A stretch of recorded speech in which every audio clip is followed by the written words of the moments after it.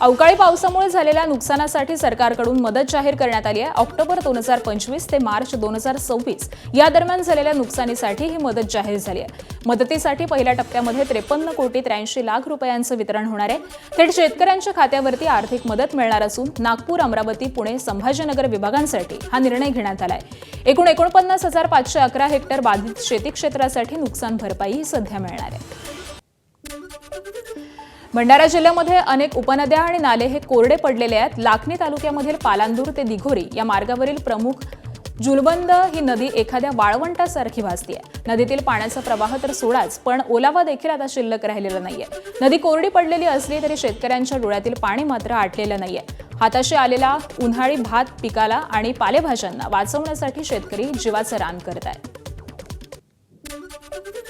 महाराष्ट्रातील कंत्राटी कामगारांचं प्रलंबित प्रश्न सोडवण्यासाठी सरकारकडून हरियाणा पॅटर्न राबवण्याची घोषणा करण्यात आली आहे। कामगार मंत्री आकाश पुणकर यांनी ही माहिती दिलेली असून यासाठी हरियाणा पॅटर्नचा सविस्तर अभ्यास करण्यासाठी लवकरच अभ्यास गट नेमला जाणार आहे। भारतीय मजदूर संघाच्या वतीनं वांद्रे इथल्या कामगार आयुक्त कार्यालयावरती कामगार आक्रोश मोर्चा काढण्यात आलेला होता आणि या आंदोलनानंतर कामगार मंत्र्यांनी कामगार नेत्यांशी चर्चा करून त्यांच्या मागण्यांवरती सकारात्मक पावलं उचलण्याचं आश्वासन दिलंय।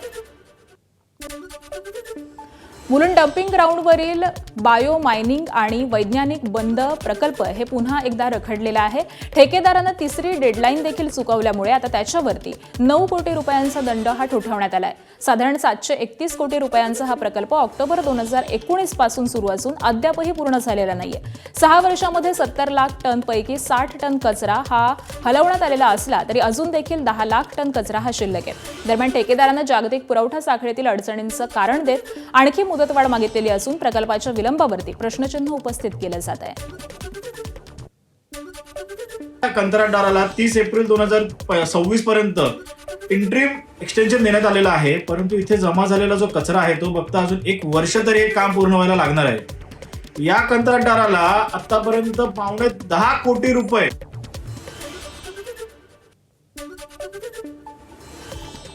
देशातील सर्वात प्रदूषित शहरातील एक असलेल्या चंद्रपुरातील प्रदूषणाचा फटका हा खुद्द पर्यावरण मंत्री पंकजा मुंडेंना देखील बसलेला दिसून आलाय।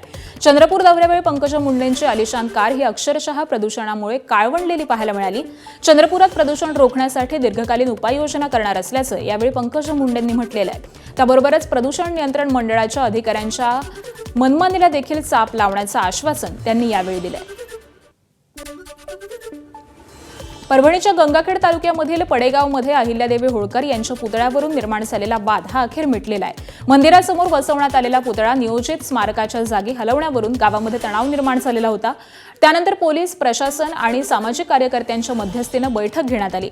या बैठकीमध्ये 31 मे पर्यंत हा पुतळा गावामधील नियोजित स्मारकाच्या जागी स्थलांतरित करण्याचा निर्णय घेण्यात आलाय। त्यामुळे गावामध्ये निर्माण झालेला तणाव आता निवळण्याची माहिती समोर आली आहे। शांतता निर्माण केलेली आहे। सद्यस्थितीमध्ये या ठिकाणी पुतळ्यासाठी ग्रामपंचायतीची जागा नवीन ठिकाणी पुतळ्यास देण्यात आली व नवीन ठिकाणी पुतळ्याचं खोदकाम आणि त्या स्मारकाचं खोदकाम आणि स्मारक तयार करण्याचं काम सुरू झालेलं आहे। सद्यस्थितीमध्ये गावामध्ये शांतता आहे। निश्चितपणे पुण्यश्लोक अहिल्याबाईच्या पुतळ्याच्या अनुषंगाने एक किरकोळ वाद मिटला होता, तो मिटलेला आहे। मी पोलीस दलाच्या वतीने असं आपल्या सर्वांना आवाहन करतो की दोन्ही समाजाने संयम पाळावा। नियोजित जागा अहिल्याबाई होळकरच्या पुतळ्यासाठी दिलेली आहे। माझे बांधव त्या पुतळ्याची जडणघडणीसाठी प्रयत्न करत आहेत।